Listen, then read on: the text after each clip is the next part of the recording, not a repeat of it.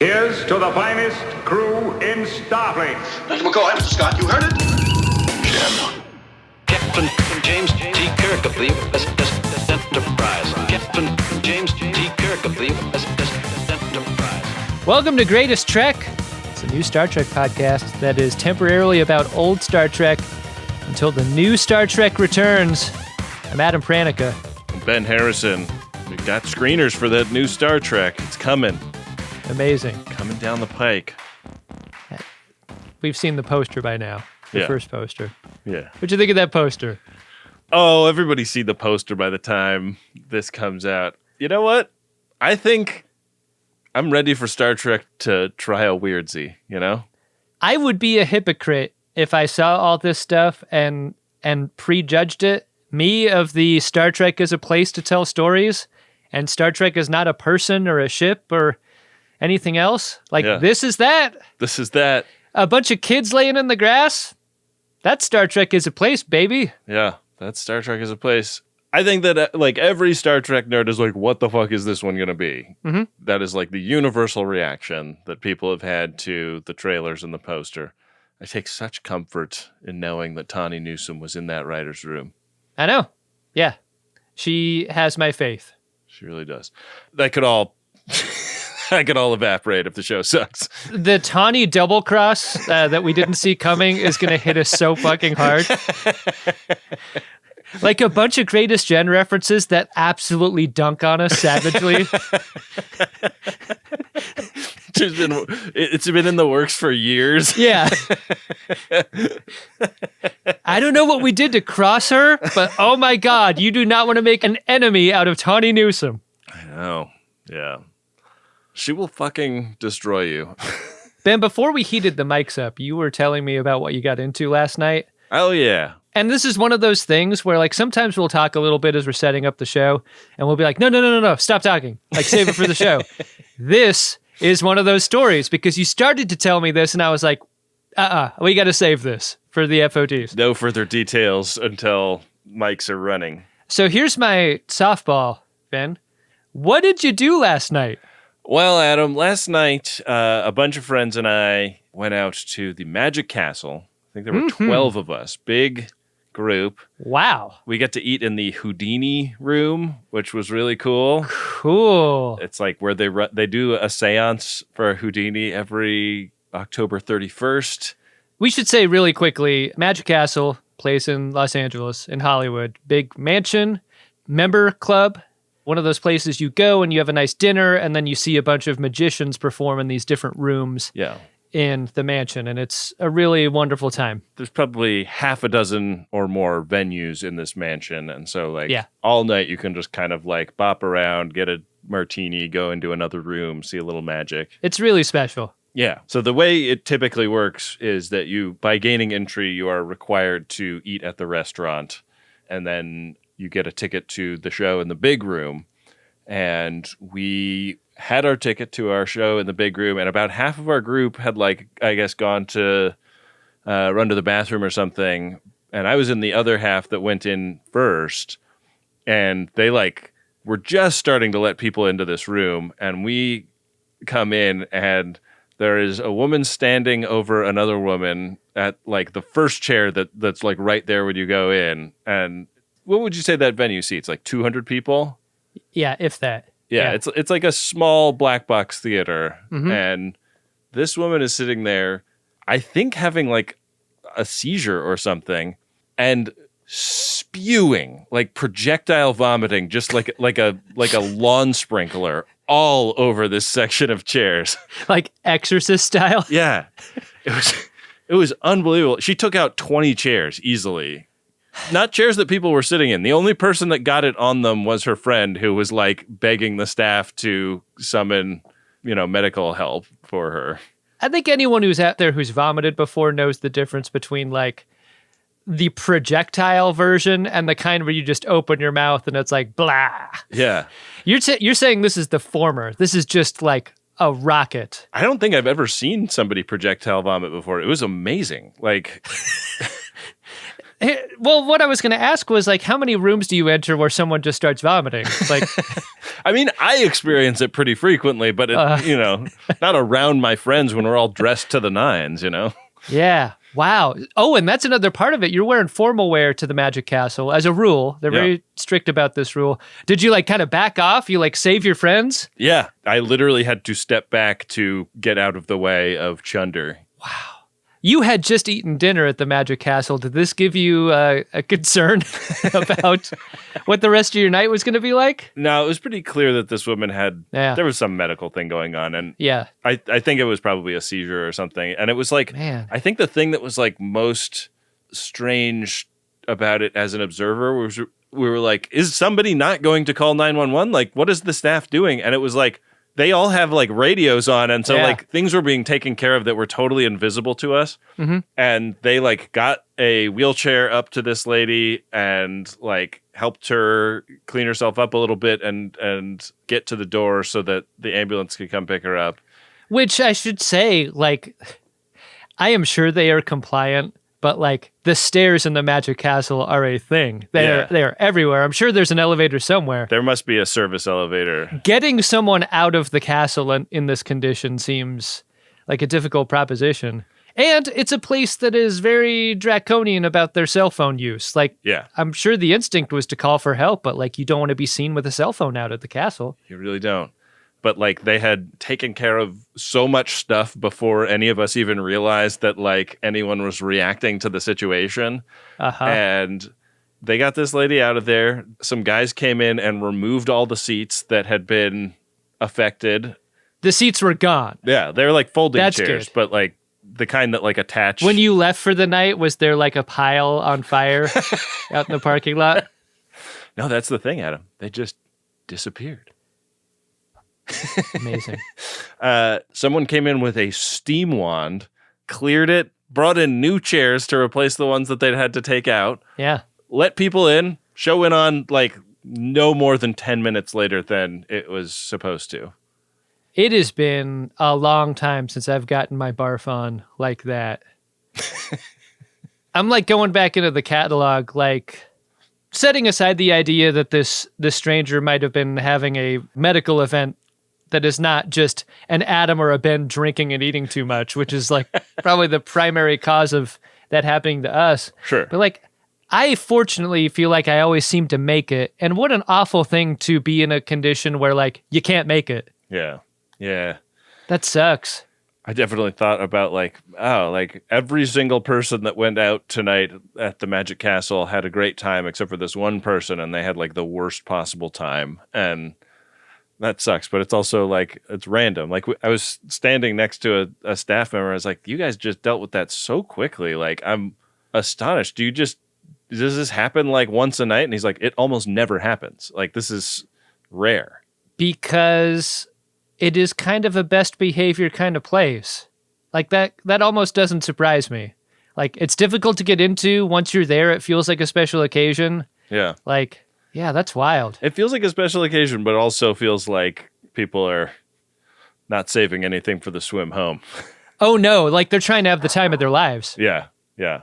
So, fun time at the castle. The show that we saw was great. It was by this dude Zabrecki, who also does the seance in the Houdini room. And like, I think had like an indie rock band in the 90s. Do you know what the indie rock band was? It's a band called Possum Dixon. Oh, yeah. Wow. Yeah. How about that? He then like became an actor and then decided to become a magician, and it was great. We had so much fun. Zabrecki is one of those magicians that is on the wall in caricature. There's like a hall of caricatures at the Magic Castle, and his is one of the ones I always notice. The nice thing about being in the Magic Castle, Adam, is that you know that no matter what happens, help is not far away, and that cannot be said for the folks on the shuttle Galileo today. Pivot's so good, it almost sounds pre-written. I know that not to be true. Really nicely done there, Ben. If it sounded pre-written, it is only because I was like, wait, what the fuck are we about to review? And I went and like opened the description of the episode in IMDb. I was like, oh yeah. Yeah, that one. I remember that. Ben, it's the original series of Star Trek, Season 1, Episode 17. And as a reminder, we're going in Paramount Plus order. It's called the Galileo 7. NTC 1701. No bloody A, B, C, or D. Scotty, ceasefire! So in our cold open, the entrepreneur is headed to Machus 3 on a medical supply delivery run, passes conveniently near to a green quasar. Mm-hmm. Ben, you know what a quasar is? Mm. Is it the thing that like pulses super fast? You know what? I think that's a pulsar, and I think that they hate that. That's like Oh no. thinking somebody from New Zealand has an Australian accent, you know? I would be the one to make that mistake too. Jeez. That's the worst. Yeah, I'm a little embarrassed for you, Adam, that you did that. Let's try and move past it as fast as possible, which is what Galactic High Commissioner Ferris would like to do. He would like to not stop and look at this Murasaki 312. But Kirk has standing orders. If you see a quasar, you scan a quasar. I called this guy High Commissioner Bosch because he definitely had Bosch face, didn't he? Yeah. He's always like popping into El Coyote for a margarita in the middle of the day. Absolutely. Who wouldn't? This is one of those like early Star Trek things where I'm like, what did they think the government was when they started writing Star Trek, the original series? Like, they don't seem to have really figured this out. I really love a tension on Star Trek that goes like, hey, the implication is that I hired you for a job and you're off doing like Star Trek shit when I feel like the meter's running, right? Like, I am a high commissioner. We got to deliver these medical supplies. You're saying we have time? Yeah. There's a plague going on Machus 3. You know, you picked me up at JFK. We're heading into town. I don't have time for you to pull over and scan for life forms at this 7-Eleven. Yeah. I remind you, Captain, I'm entirely opposed to this delay. Yeah, just the idea that the plague can wait. Yeah. Is a really weird quality to this episode. It's something that is not interrogated at all. Like, this seems to be some kind of standing order in the theme of the Prime Directive or Standing Order 7, the one that made them put Spock on trial for trying to go to that planet where Pike met the brain people. Yeah, I mean, if you can make it up by going faster after the fact, I'm like, well, couldn't you go faster now? Maybe prevent the deaths of more people due to plague? Your like Seinfeld routine of speeding up the airplane. Yeah, exactly. Anyway, the Galileo shuttle is prepared for launch in a launch sequence that really surprised me. I didn't think the show, even as a remastered show, had it in it to do something like this. We've got like, you know, like in a rail yard, like an old-timey rail yard, there will be these... Oh, yeah. And I'm familiar. I watch Thomas the Tank Engine every day. Yeah, there's that like turntable thing that deals with the locomotives. It feels like that sort of quality to the shuttle bay here. I should have gone back and like looked at the unremastered version because I was so curious what shot this replaced. It's like a stick jammed into the side of... Pushing a shoebox that says Galileo Shuttle across the floor. There's like a cat that chases it and like gets it with its paws. They should have gotten that cat out of the studio when they were shooting the effects shots, you know? I know. You definitely want Spock at the wheel for a mission like this, but this is like the Suburban of Galileo shuttles here. Underneath, a tough truck chassis. Inside, 144 cubic feet to hold that tiger. Bunch of people inside. We got Spock, Scotty, McCoy, and then Lieutenants Latimer and Gaetano, along with Boma and Yeoman Mears. If you don't know who these people are, I think that's fine. I don't think anyone does. Mm-hmm. Adam, I don't know if you recognized the character Boma. You could say, who's Boma, if you wanted to play along. Who's Boma? Boma these nuts. I fucking knew it. I knew that would be a D's nuts joke. It was worth it, right? It was It was because I always love one of those. Perfect joke for a perfect character. Yep. The radiation is increasing as they fly in. The readings are starting to get pretty fucked. And they're like, maybe this was not such a great mission to just do in a shuttle. But they cannot stop their forward momentum. And it doesn't seem like their hails are being heard. I don't think anyone says it, but I think maybe Spock confused this for a pulsar on the telemetry. And that's what got them all sucked in to what's going on here. Maybe so. Kind of a mystery what's happened to Galileo on Enterprise. They're picking up some weird stuff on the scans, but Galileo isn't one of those things. Yeah, they're like, strange. Well, maybe there's a problem, but they haven't, sent us a distress signal or anything. And Ferris is being so fucking smug. Yeah. Yeah. I mean, the search for the shuttle going to eat up some precious quasar studying time, isn't it? Really gets them off their game a little bit. It does. And we aren't even talking about the plague supply drop-off being a part of this, too. They realize that the shuttle is, in fact, lost, and Kirk does a little log saying, lost shuttle, we can't scan into this quasar, scanners don't work in there. Pretty big problem. Do you remember a reason given at all for why there were 7 people on the shuttle to do this mission? In the back of your mind, you gotta believe that all shuttle missions like this could be dangerous. Why would you want to put so many people? It's like eggs in baskets.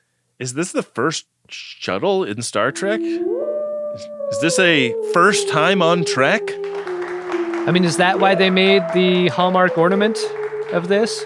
I think it might be, and it makes me, think that the shuttles in Discovery are more, accurate to TOS than I initially realized. The way they are you're spot on there. Big and roomy. Yeah. It's sort of arranged like airplane seating, but the seats are so far apart. You get so much legroom in a Galileo-type shuttle. It's wild how, if you follow that thought to its conclusion, it's ridiculous what TNG-style shuttles are by comparison. What are we doing with those? I know. It's like a Le Car or something. Little flat pack guys. In this shuttle, if you wanted to lean your seat back, I wouldn't be mad at you. No, not at all. In a TNG shuttle, you lean your seat back, you're a fucking asshole. Yeah. Who are you? I'm the captain. I'm Captain Kirk. I'm the captain. Oh, well, who's up for a coffee break is kind of the energy to this moment of losing a shuttle with 7 people aboard. Yeah. High Commissioner Bosch and Kirk take one right on the bridge. And this commissioner wants to get out of there and deal with the plague. Obviously, that's what he's there to do. And he doesn't like their odds of finding the shuttle with the 2-day deadline they've got. Who gives a shit about those 7 lives? There's an entire planet that has a plague. Let's go do that. Yeah. Ahura chimes in. She's been eavesdropping here and suggests maybe we should check out this Type M planet nearby called Taurus 2. If you had to ditch in a shuttle looking at this this quasar, seems like that's where you'd do it, right? Yeah. And so they agree. With 2 days to find them, we're taking the whole ship in. This planet is right in the middle of this quasar. So that's where we're headed. And we cut to the crashed shuttle where Bones is starting to check on everybody. The way they positioned people for we just crashed our shuttle was very silly. Lounging back on the floor going ooh, my head. Yeah, they got the vapors during the turbulence, clearly. What we learn here is that the quasar kind of shot the shuttle like a gun once it got into its gravitational effect or something. Yeah. And that they barely survived the trip. Luckily, nobody was killed. Unfortunately, Scotty did lose a finger. Yeah, that'll happen. Boma needs some medical-grade Kleenex for his nosebleed. It's true. And Latimer and Gaetano are sent out to scout. Yeah. They get some phasers out of a cabinet in the wall, which I loved the look of this wall cabinet coming out. They go outside. Meanwhile, Spock is messing around with some of the equipment, trying to get a sense of things, and talking about how unlikely it is that the ship is going to find their crash site. Maybe as pessimistic of a Spock as we have or ever will encounter is him in this episode. Yeah. He is not putting up with anyone's shit. This is a very large planet. Then you don't think they'll find us? Not as long as we're grounded. Up on the ship, we learn that the transporters are not effective inside this quasar, so he's like begging his people to get on that, but meanwhile, he's going to send the shuttle Columbus to search the planet's surface. You don't want to be on the second shuttle, right? I think if you're on Enterprise, you don't want your name called for Columbus, right? I mean, are they close enough that the shuttle isn't going to accelerate geometrically like the first one? How could we possibly know for sure if you're on that shuttle? Why didn't that affect the big ship, you know? Like, wouldn't it have affected the big ship even more, potentially? As soon as they're choosing people to go on the shuttle mission, I'm going to be conveniently in a bathroom somewhere. This entire time, Ferris is like, I told you not to fucking mess with the quasar in the first place, Kirk. And now we're sending a rescue mission for this thing that we shouldn't have done at all? Ben, I've not watched a minute of Bosch. Is that so Bosch? That's so Bosch. All right, good. All right. That's what I thought. Yeah. He's real grumpy about it. Doesn't think Kirk is using his time well. The fighting openly in front of the bridge crew I thought was such an interesting quality to this. At no point is there ever an impulse by either of them to go like, hey, let's duck over here. Let's take our coffees to go, all right? Kirk hates this dude and does not care who knows about that. Yeah. I suggest you look at Book 19, Section 433, Paragraph 12. I'm familiar with the regulations, Commissioner. I know all about your authority. On the planet, Bones is talking to Spock, and they're talking about how, like Bones is like, oh, you must love this. We're crashed on this planet. You're the first officer. You're the highest ranking person here. You love being in charge, don't you? You dirty freak. You're a leadership freak, aren't you? You love this, don't you? You're going to tell me where you're going to lead me. You're going to lead me there, and then you're going to tell me where you led me. Something happens in this scene that bumped me. I couldn't quite get it. I was like, did someone leave a transporter on? Because there's like this persistent ringing of a transporter happening. Yeah, it's like the ambience of this planet sounds like mid-transport for some reason. Oh, I know you, Mr. Spock. You've never voiced it, but you've always thought that logic was the best basis on which to build command. Am I right? You ever do a sequence in Final Cut or something, and like you're just dropping shit into your sequence, like your stuff you're going to use later, sort of like a palette for a painter, like dropping clips in. I'm going to move them around later. But you ever accidentally leave a sound effect or something in an edit? Like that's what this sounds like. It sounds like someone dropped in and left transporter sound in this scene and didn't ever get it out. It's like up too high in the mix. Yeah. For it to seem not like a mistake. Yeah. Yeah, weird, right? Huh. It's very strange. Scotty says that they don't even have enough fuel to reach escape velocity, even if they could get the shuttle flying again. They'd need to cut 500 pounds, and all that means to Spock is, okay, 3 of us have to stay behind, and now I get to think about who those 3 people shall be. Do we get rid of the super heavy refiner that turns bodies into fuel? Or do we get rid of the bodies and keep the refiner, which has proven useful to us time and time again? Hard to say. If only there were some big bodies around here somewhere. I know. I got a barrel body. Stop moving around! Oh, man. One of the best line reads ever on Lower Decks. What's set up here is that Spock is going to have to decide and make an awful decision about which bodies get to come along and which stay behind.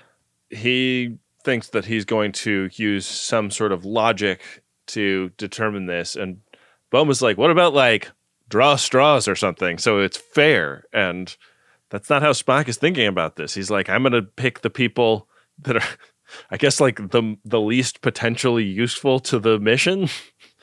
God, I know how this is going to sound, but wouldn't you? Isn't that the burden of leadership in a moment like this? Are you saying Spock would have failed the thing where you have to send Geordi into the Jeffries tube that you know he's not going to come back out of? Because he's the most useful? Yeah, like I kind of...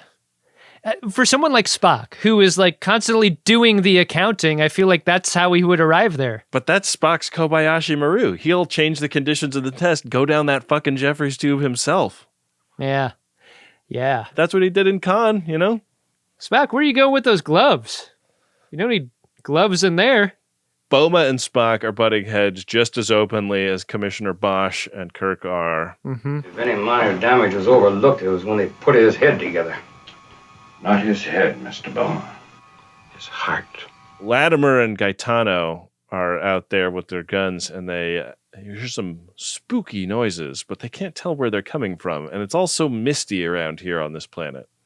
Never in my wildest dreams did I think, based on the sounds we were hearing, the next thing we would see is an enormous 10-foot-long spear, underhand thrown, like just sort of from off screen. Like it's clearly heavy because the way this thing flies, it flies like a heavy object thrown by a person. It just doesn't go very far. It doesn't go very fast. There are a couple of shots of these close to actors in this episode that make me genuinely fearful for the safety of people who shot this. Yeah. Like more than 50 years ago. Latimer gets hit with this thing before he can react, and Gaetano tries to return fire, but he can't see shit. He's just shooting blind. Yeah. Yeah. Like, the thing that kills Latimer is not a stab wound from like an arrow point. It's like being bruised to death by a 400-pound blunt object. Yeah, he's basically been hit by a car. Weirdest blunt force trauma. Yeah. You can have. There's a very strange shot in here. I wondered if you noticed where Gaetano is like blasting away and like climbing down a vine, and they kind of did this split screen effect where it's like smoke on the bottom of the screen and the shot of him on the top. I didn't clock that. It almost seemed like they were like covering something up with the split screen or something. But yeah, it doesn't seem like he's shooting at anything in particular. He's just kind of like wildly licking shots in the atmosphere. I think it's what you got to do if you're him. Yeah. I get it. Spock, this bag does not contain platinum, silver, or gold. I must find it. Hi, sir. I'm Captain James C. Stand by to fire. Spock and Boma arrive on the scene, and Spock goes to look for the huge, terrible thing that killed Latimer. Boma takes umbrage with the idea that Spock isn't even going to do the hand over the eyes thing. Yeah. To their fallen comrade. Hey, Boma, if you want to get chosen to leave, I would suggest starting now, being a little more chill with Spock. Ahead of this great big decision we know he has to make, right? Like, game theory Boma Yeah. is going to behave a little bit more like, wow, good call, Spock. This spear is super inefficient. It is illogical that they made this way. I agree with you. Yeah, Boma's not playing that kind of dimensionality with the person-to-person chess here that he really needs to if he wants to live through the day. So Boma and Gaetano pick up Latimer's body to move, ostensibly to like take it back to the shuttle. Yeah. And we're back on Enterprise next, where the search continues, only that search is finding nothing. And Commissioner Bosch is there to smash some balls about this news. I don't relish the thought of abandoning your crewmen out there. However, I must remind you, I haven't forgotten, Commissioner. you're running out of time. I haven't forgotten that, Commissioner. There's a big chunk of the middle of this episode where Commissioner Bosch is only in it to like tap his watch and say, "Tick-tock, Captain Kirk." That's so Bosch. It's so Bosch. Yeah, every time. Amazing. Look, Commissioner Bosch may be a commissioner, but Kirk is the captain, and the buck stops with him. He wants to keep looking, and he's going to take every minute he can to do it. Yeah. There is a moment here, like, some Star Trek episodes care about the how as much as they care about the what. Mm-hmm.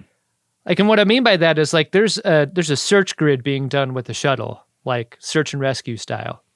And I think a lot of times in Star Trek, there'll just be like, yeah, they're doing a grid, whatever. But this moment where Kirk has this shuttle change its coverage of the search and rescue mission in order to cover the most area, even though there are gaps. Yeah. Interesting. I love this shit. I love the detail of that. So many other shows would skip that detail or not care about it or whatever, but like these little tweaks to missions I think are really interesting to me. The patter about it also. Yeah. It's just like, it's like expertise on display in a way that's like really fun, you know? I think we talk about it all the time. It's like thrilling to listen to people like talk shop about whatever shop that is. Especially people who are very capable. And yeah. That's how this scene reads. So yeah, Barris is like, good luck with that. And we cut back down. Scotty and Spock are working on the engines. And meanwhile, the rest of the gang are like kind of taking everything that isn't bolted down out of the back of the shuttle. And it really seems like this shuttle goes like pretty far back there. Yeah. There's like an engine room or something. Smooth, easy-riding Suburbans can be equipped to move 14,000 pounds, including people, equipment, Suburban, and trailer. What did you make of the tools that Scotty's using to fix the engine? I mean, you traffic in these areas more than me, but these just look like pediatrician's office toys. Like toys for everyone to play with is what these look like. All made of wood. And those colors, too. The colors especially made me think that. Yeah. Boma keeps going like, hey, you know, this like stripping for weight and working on the engines is cool, but we should also probably spend some time doing a proper funeral for our departed comrade. And Spock is like, I am trying to save your lives. That is job number one for me personally. I don't think like observances of the dead are really like the highest pry things we have on the to-do list. They're nice to haves. I'll give you that. This read as code to me for observing a religious preference in a group full of different people. Like, Boma, like job one is live.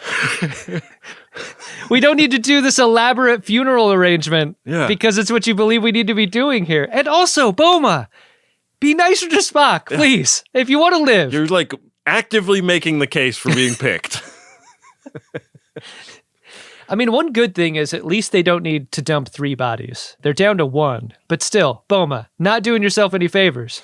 Bad luck when they test the system. The seals are not sealed up properly, and some stuff spews, and all of the fuel is now gone. Boma's not the only one upset by this. Like, I really like the McCoy take here. Yeah. With how upset this makes him, too. It's a drag. Something's happening outside. So everybody gets a gun, and they've run out. And, like, the way they were crouching made no sense to me because they were crouching, like, all around this boulder. I was like, what are you using that as cover from if you're entirely covering the circumference of it with your bodies? If the direction in the scene is, we must protect this boulder at all costs, that's what this composition is. Really? And they nailed it. We're talking about what our potential assailants are like, because we've seen their spears. If they're tribal, they'll have a sense of unity, and we can use that. How, Mr. Bowman? By hitting them hard. Give them a bloody nose, make them think twice about attacking us. What do you think is more scary, giant or strong? If it had to be one, because I think that's the math you do in a scene like this. You see these giant spears, you hear these big sounds.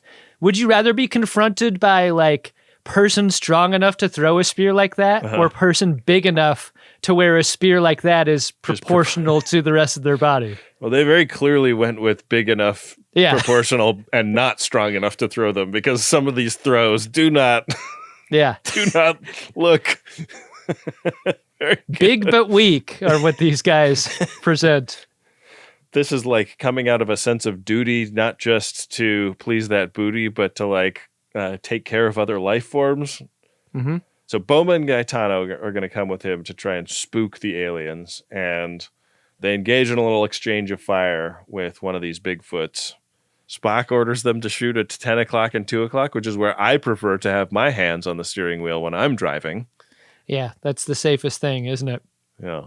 And he's like, cool, well, let's hope that worked. These giants are dumb, right? Like, you can dodge a spear like this. You can dodge the giant windsurfing-sized shield that gets chucked out there. Like, these are big dodgeable objects, I feel like. They are. But the thing is, no one wants to do the warning shots thing. These things might be easy to dodge, but like the instinct by Boma and so many others is like, I want to shoot to kill. Spock doesn't want that. Why are they like leaving people alone on this planet? Why did they leave Gaetano like this? I definitely had the thought that like we are just going to reduce the crew down over time and they're going to be killed off screen or whatever. Yeah, having just watched The Thing for our bonus episode, I was like, this is just going to be like they're getting whittled away kind of situation. Yeah. The only whittling being done in this episode is to the end of those giant spears. For what reason do you visit this world? Come in friendship.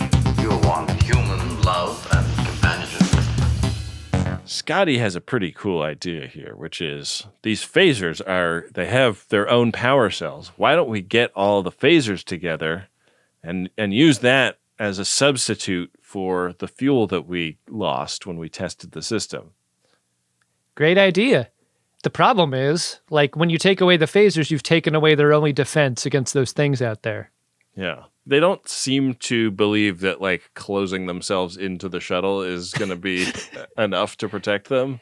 Yeah. But they don't really talk about it, do they? The thinking is that whatever these things are will easily be able to, like, tear into this thing like a can. What the fuck are they doing building shuttles not spear-proof? I think that at minimum, your shuttle should be spear-proof.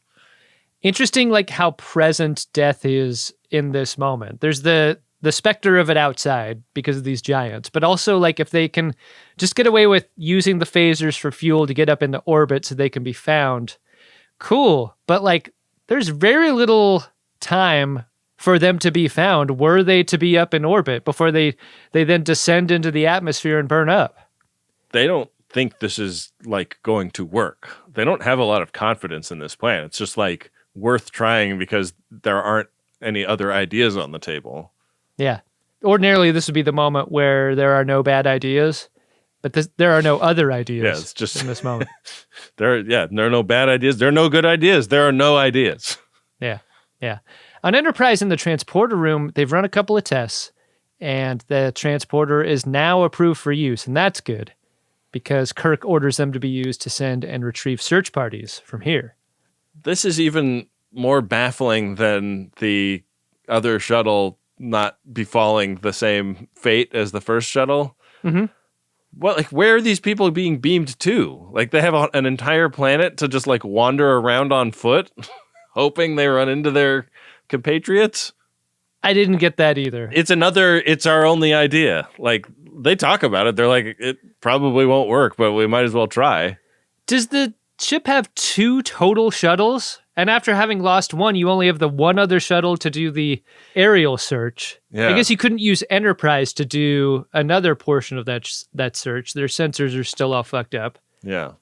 Gaetano gets hit with a rock and drops his phaser. And can't do that, Gaetano. One of these Bigfoots comes looming up to get him. This is a Hollywood Boulevard Chewbacca, isn't it? It's pretty tough. He's doing the, like, oldie-timey Frankenstein movie arms. Yeah. Poor Gaetano. Yeah, RSVP Gaetano. Spock and McCoy and Boma find Gaetano's piece, which gets sent back to the shuttle to become fuel. And Spock and McCoy and Boma head back there so that he can work on a theory he has about what happened to him. It's interesting that time at all is given to this part of the story. Like, who gives a shit about who these things are? Throwing spears around and shields and killing folks. Like, it kind of doesn't matter, right? Yeah. I mean, they don't know Gaetano to be dead, so I guess they feel like an obligation to search for him. But sure, I was kind of wondering if Spock was just going to be like, well, like, from a logical standpoint, at this point, that's just, like, less weight to carry. So, like, let's just assume he's dead because he will be soon enough anyways. Yeah, I mean, you get confirmation in the next moment, like when Spock becomes an over-the-shoulder Gaetano holder and brings him back. Yeah. This is the thing about doing this, though, is that you present a larger target for the enormous spears and shields that get thrown at you in a moment like this. And fucking Gaetano's body getting absolutely annihilated by these spears. Like, I feel like a number of spears hit Gaetano in the back of his dead head. Poor fucking guy. Whoever's playing Gaetano seems like he would be seriously hurt by this. Like, he should be fucking Burger when he's taken back to the shuttle, which he is. Yeah. But no one comments on it. One of the scariest things I've ever seen in Star Trek. It's actually really awkward and quiet in the shuttle in this scene while Scotty works, I thought. Like, the bring back of Gaetano in this condition. Yeah. Pretty dark moment. And Spock is like, damn, I don't get it. That should have worked. Like, they're not doing something logical. What are they thinking? You brought our furry friends down on us. Yes, I seem to have miscalculated regarding them and inculcated resentment on your parts. Some of the parts cannot be greater than the whole. A little less analysis and more action. That's what we need, Mr. Spock. This sucks. This is terrible leadership by Spock, making it about him and his failure to figure this out instead of staying mission focused. This is a bad look, I thought. It is possible to make the correct decision at every turn and still lose. Yeah. That's what he's learning for the first time ever. Yeah. Because 2 of his dudes are dead and the rest of his crew are like losing faith in him. And he's like, curious. This is really going shittily. I mean, on the upside, they know which dead weight they can leave behind. That decision's been made for him. Yeah. Toss Boma and we're good. We can go. Yeah. McCoy kind of rubs it in here too. Not very supportive of leadership Spock. No. You might as well admit it, Mr. Spock. Your precious logic brought them down on us. And they're wondering, like I am, why they haven't thrown spears at the shuttle. And the answer is obvious, Ben. That's because smashing the hull with boulders is the plan for these things outside. Up on the ship, we get a little captain's log about how we still don't have instruments. We get one of our obligate scenes where Ferris reminds Kirk of the vanishingly small window of time they have left to search before it will be up to Ferris whether they go or stay. And we cut back down to the surface where Scott is working on a way to electrify the exterior to like shock the Bigfoots. And I loved the way this looked. This like thing he was like rubbing his, I guess it was like a... It looked like a crescent wrench to me. Yeah. This is like that old school electrician shit, you know, like that you never get away with today. But like back in the 70s, like this is the solution to the problem you're having with the arcing. And it's the solution to this problem. The bangers cease. Yeah. And Boma's like, finally we have some peace. Now we can do burial duty. And Spock is like, dude, every time we go out there, someone dies. We're trying to get the fuck home safe. Yeah, I love the energy of Scotty and McCoy trying to stop Boma from this career-limiting conversation he's trying to have with Spock. Mr. Boma, I'm sick and tired of this machine. That's enough. Like, Boma, shh. Boma, come on, shut up. But they eventually are surprised when Spock has a change of heart and decides it is worth the risk after all. Let's do this burial. There's got to be a part of Spock that's like, this Boma situation may just fix itself were he to be permitted to do the burial and the eulogy and so forth. Like, yeah, Boma, why don't you go take care of that? Provided the creatures will permit it. Captain Kirk learns that one of his landing parties that was out there wandering around looking for the shuttle has lost a guy to a big giant ape man. So the guy that led the party is like, yeah, I mean, if there's giant ape men down here, it's probably not good news for the Galileo. Yeah. This composition is really interesting to me. This like read to me as a very Riker in the Borg's universe saying, well, we won't go back. You can't send us back. Like the search party guy has been through it. Yeah. He's really basically smoking in this frame. Thank you, Lieutenant. You better report to 6 yourself. Aye, Captain. Ferris says, all right, time's up. Got to go save the people of New Paris. They didn't ask for this whole quasar quagmire. No. If this was a pulsar, you couldn't say that. Computed and recorded, dear. will not address me in that matter. As unlikable as Commissioner Bosch has been, at no point did I disagree with him. Yeah, that's really true. He's like a deeply uncharismatic politician with whom you agree on 99% of the issues. That's it exactly. It's like, why does this have to be my guy? Come on. Yeah. Kirk begrudgingly is like, yeah, all right, recall the search party. We're going to Marcus 3. Once everyone is back in 23 minutes. That's how long that's going to take. Yeah. So captain's log, everybody is coming back aboard, and we're about to leave, and I am really unhappy at all of the people we will be just leaving to their death. Down on the shuttle, we haven't talked about her much, but Yeoman Mears has been one of the people, and she's trying to work the radio, seeing if she can get in touch with the ship. And Scotty announces he is ready to launch. Yeah, so the plan now is hurry and bury so they can get out of there, right? Yeah, 10 minutes to do this burial, and so that's what they're going to do. So Boma goes to work on that dense caliche soil out there. Pretty hard to do, but he's committed. The Columbus returns to the ship, and Kirk gives the order. We're heading to Marcus 3. And then he goes, Marcus? I wish I could meet a woman with a name like that. Yeah.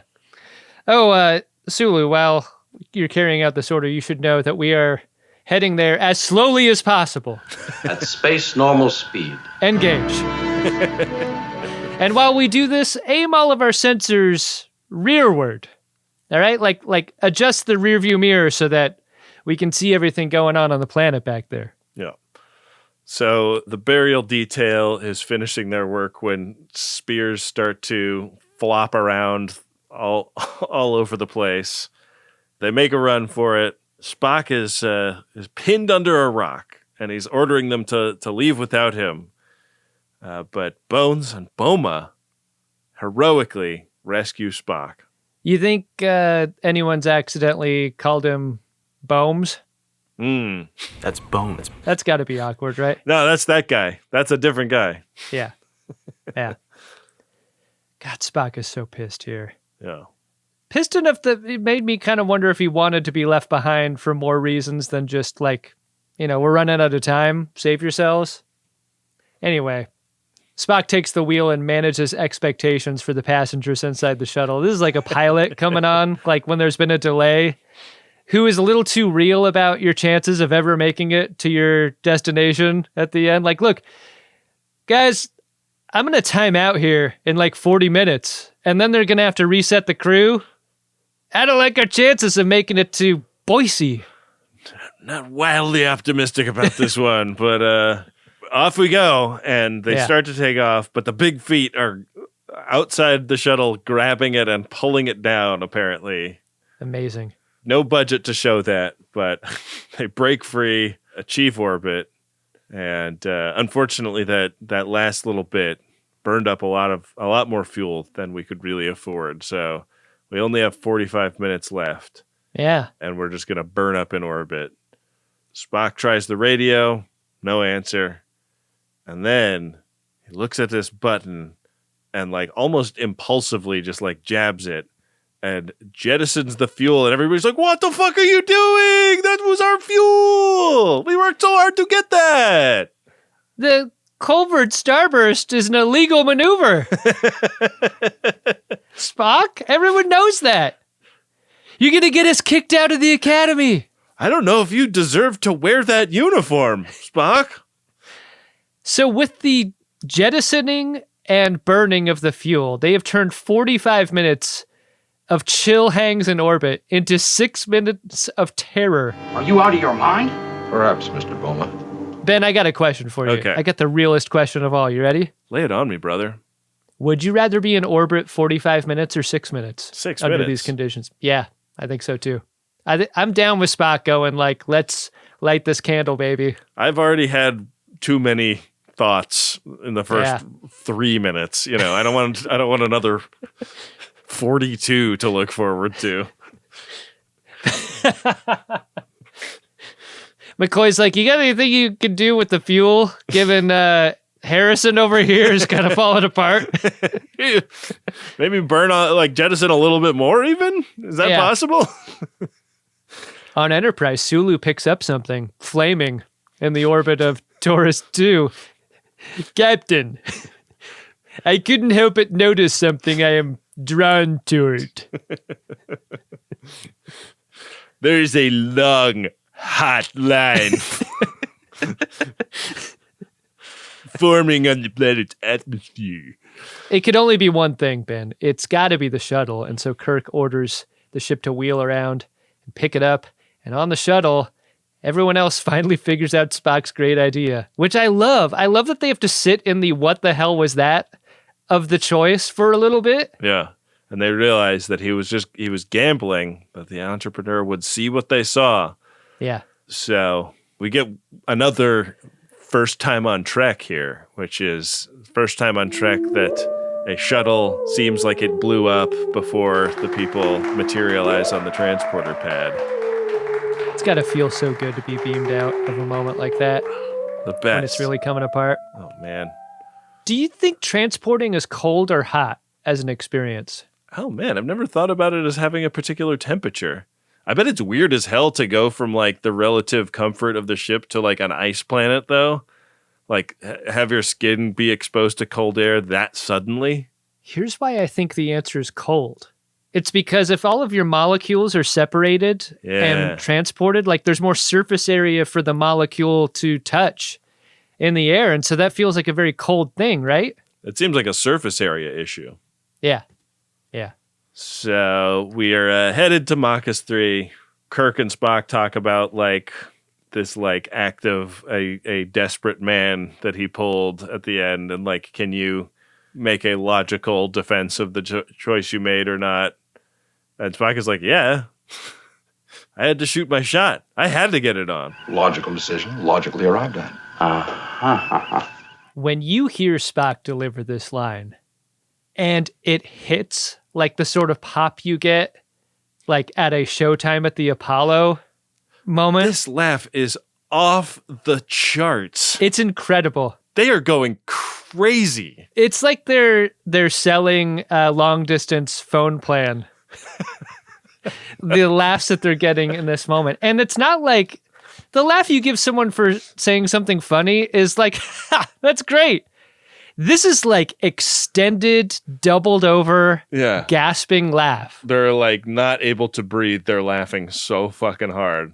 Incredible. Wow. Enormous pop at the end. Biggest pop in original series Star Trek, I think. So far. Let's see if they can top it. Did you like this episode of Star Trek, the original series? Captain James T. Kirk, I believe, I'm Captain Surprise. I don't believe in the notes of this scenario. Yes, I did. But the part that I liked the most is that part toward the end where this episode had the restraint not to go in sequence from Enterprise to shuttle, where like they pick up the flaming fuel, they cut back to the shuttle. It's not like they've been found or know they've been found immediately. I love that choice to drag it out a little bit, that the folks on the shuttle are counting down the seconds until they're country fried. Like, I love that moment. I love moments like that in shows that I like with characters that I care about. Like that's the best part of this episode to me was that they teased that out a bit and made it so that as soon as you light the spark, it's not a sure thing that you did it. Yeah. And they had to wait. It's such like earned tension because you have to really care about the characters and also like understand why they're making the decisions they're making in the context of the decisions being made on the other ship. Yeah. And like, man, it just works so well. Yeah, I think so too. I like the episode a lot. The spears are hilarious, right? Yeah, like, the ape man costumes just being like not even really sewed together. It was just kind of like heaps of laundry in the shape of an ape. Could you remaster the spears and the apes? Could you? Everybody ducking around that dome-shaped boulder. That one scene. What was that, man? Yeah. A couple moments like that, or like quaint in a way that I actually like. Like, yeah, they didn't remaster this into perfection. They kept some of the kitschiness to it that I liked a lot. Yeah, I would say overall I really liked it, but yeah, man, I didn't know about these fucking giant ape guys. I didn't know that was a thing from TOS. So when they came on, I was like, okay. They definitely didn't like whatever they came up with for the face because they never show the face. It definitely seems like the odds, were you to encounter life on another planet, they're not all going to be the same size. I know. They're sometimes going to be giant. And they're going to throw giant things at you. That's inevitable, in a big enough galaxy, that's going to happen. Yeah. Yeah. That's a big IDIC right there. It's got big IDIC energy, this episode. Yeah, really does. Ben, let's see what we got on the Priority 1 message inbox. Let's do it, Adam. Priority 1 message from Starfleet coming in on secured channel. Here's a promotional P1, Adam. Goes like this. Are you tired of actual plays with bad sound, generic fantasy, big corporate game everyone plays? Then Shattered Worlds RPG is the show for you. Spaceships, wizards, robots, cyber zombies, and so much more. We're as hilarious as Greatest Trek, and we never stop bringing the best in space opera action. Road Drop, or the Martok RPG from Lower Decks, if you have the time. And so begins the greatest adventure of your lives. You will all die on this quest, but will you do it with honor?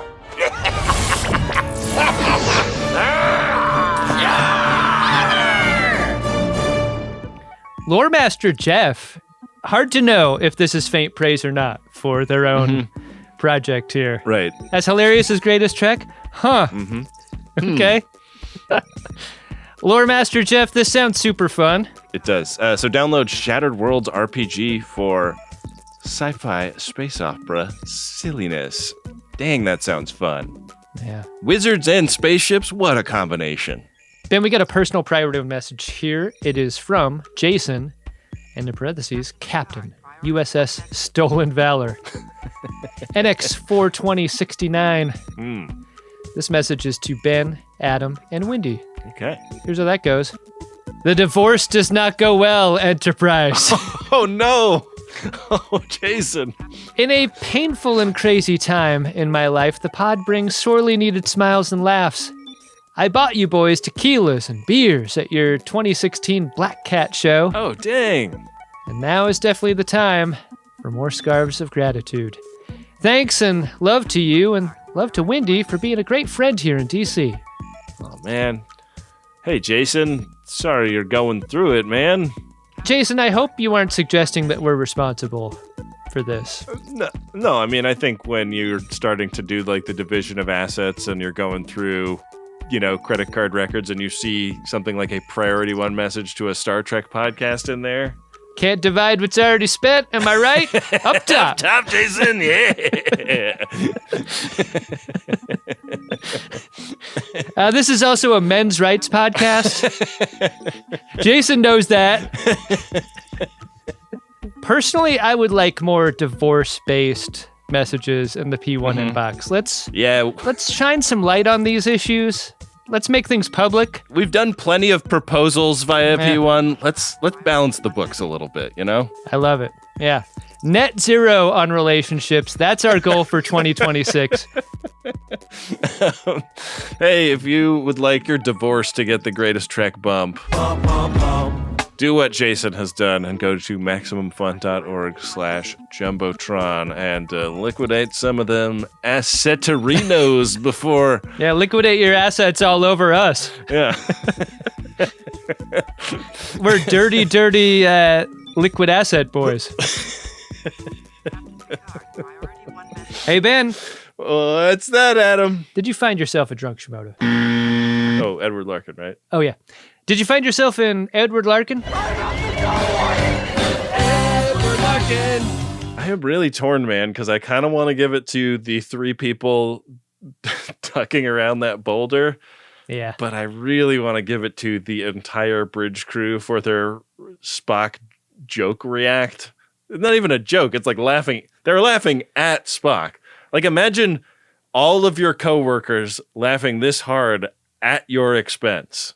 It's like they were trying to make their time. Like, we don't have enough actually on film to stretch this thing 5 extra seconds. By the time you get to making your day and shooting that scene, like, let's just run it out. Let's just get the biggest, stupidest laugh we can. We need it. You can't go too big, guys. Just give it up. Look, we'll cut it out, obviously. I mean, no one's going to see this. Just get weird. This is for us, okay? I wouldn't do you like that. How about you, Adam? Did you find yourself an Edward Larkin? Back when I used to work at a corporate office, there was a term that we called clem. When you said something in a meeting that was going to blow back on you in a way that would limit your career, that's a career-limiting move, or a clem is what we called it. And so we would call each other out a bunch for the different circumstances where, like, oh, that was a clem. That was a clem. I feel like Boma is that. Boma clems 10 times this episode. And he's my Edward Larkin for that. Like, you can't pop off like this to a superior officer and expect to survive the day. Not in this context, especially. Yeah, when it's up to that superior officer to decide who survives. Yeah. Yeah. Wow. Good Larkin, Adam. Fun episode to talk about. Yeah, for sure. We always end every episode of Greatest Trek with a segment we call Warning Was, and this is, of course, a way we say thanks to folks who have gone out on the internet and recommended the show, either by leaving a nice review or posting about it on social media, preferably in a way that will scare away people that will hate this and want to leave us a bad review. Yeah, that's an aspect to this. Yeah. Prepare a buoy and launch it when ready. Warning buoys. An emergency buoy. A warning buoy. Then we got one here, a 5-star review on Apple Podcasts. Okay. Look, we don't make up the rules, but I am going to say Apple Podcast reviews pretty useful for the algorithm. In particular. Even if you don't use the app, open it up and leave a nice review in there. That would help. Yeah. It's probably already installed on your phone. This one from Grammar Purist goes like this: the second greatest generation is the headline. Do you love Star Trek? Do you love irreverent humor? Do you love to waste time? Then this Warning Bois is a banger for you. Throw on some Nuck, sit down at Quark's Bar, and enjoy an evening with these two guys who love Star Trek way more than they claimed to when the show opened. Grammar Purist, I think you caught us. I am amazed that you and I were able to get the approval of somebody who self-styles as Grammar Purist. Yeah. That's great. It seems as though several times an episode I will say a thing so wrong that someone who styles themselves as a grammar purist would just like tear out their headphones and run them over with their car. Yeah, and then like leave a 1-star review, you know? Yeah. Thank you for your forbearance, grammar purist. Indeed. Really appreciate the 5-star review. Yeah. You can join Grammar Purist in this segment of the show by going to your podcatcher of choice, leaving the best possible review you can. That's going to be found by our crack team. It is. And then we'll get that read on the show. We have some exciting stuff coming up next week, Adam. Yeah. Very, very excited for the next 10 weeks of this program because we're switching gears a little bit. I want you to hear all about it, but I'm not going to tell you. Our producer, Wynde, is. Yeah, we're going to get back to a new Star Trek, aren't we? Take it away, Wynde. Bye-bye. Greatest Trek is an Uxbridge Shimoda podcast on the Maximum Fun Network. It's hosted by Ben Harrison and Adam Pranica, and it's produced and edited by Wynde Priddy. Next week, we are jumping back into a new Star Trek with the series premiere of Starfleet Academy. They're releasing the first 2 episodes next week, so we'll be covering the first one called Kids These Days next Friday, and then our coverage of the second episode will come out on the following Tuesday. Until then, we want to thank the members who contribute monthly to help keep us going. Setting up your membership is easy at MaximumFun.org/join, and we really appreciate your support. Thanks to Adam Ragusia for composing the theme music. Thanks to Rob Adler and Bill Tilley for working on the @Greatest Trek social media pages. Go find and follow those online, and be sure to use the hashtag Greatest Trek when you post about the show. Thanks for listening. We'll see you next week on Greatest Trek.